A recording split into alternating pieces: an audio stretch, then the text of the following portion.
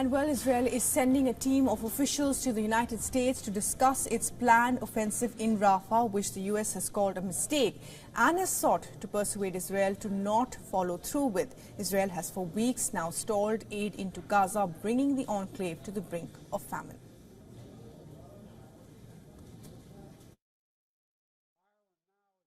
Joe Biden had his first phone call with Israeli leader Benjamin Netanyahu in 2 months on Monday, where he told him an Israeli operation in Rafah would deepen anarchy in Gaza. Tensions have risen between Israel and the US, its top ally, over Netanyahu's handling of the war in Gaza. US National Security Advisor Jake Sullivan said later that Biden told Netanyahu Israel needed a coherent strategy rather than to smash its way into the war-torn enclave.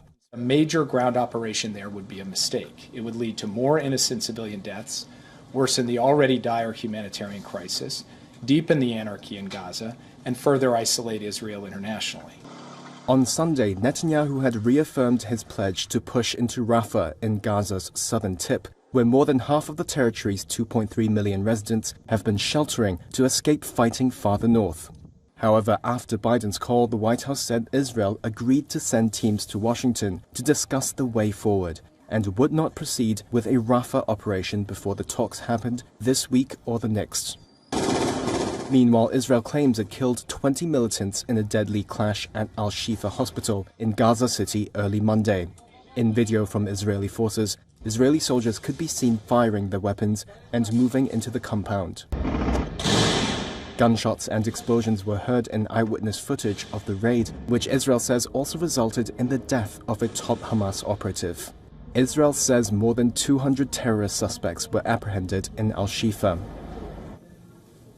And our correspondent Jody Cohen sent us this report on Israel's next moves.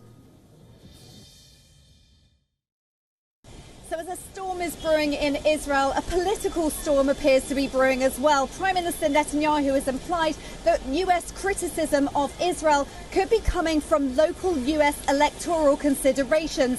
US National Security Advisor Jake Sullivan has responded, suggesting that Israel weighs into US politics more than the other way round, but said it's not a question of public statements, it's a question of policy. Now, President Biden has said he's against an Israeli ground operation in Rafah because of concerns for civilians and aid. Now, it's interesting because US war expert John Spencer has said that the 31,000 Gazan civilian figure includes Hamas fighters and suggested that the ratio of combatant to civilian deaths is better than in military history. On aid, Israel has said that the UN agency UNRWA has not been distributing aid effectively because many of UNRWA employees are also Hamas operatives, and Hamas has been stealing most of the aid. Now, Biden has also said that Israel has the right to go after Hamas terrorists in Rafah in other ways. Netanyahu has said that Israel would evacuate civilians before any ground operation, but would first send a delegation to Washington to discuss these other ways with the Biden administration. For all the latest news, download the WION app and subscribe to our YouTube channel.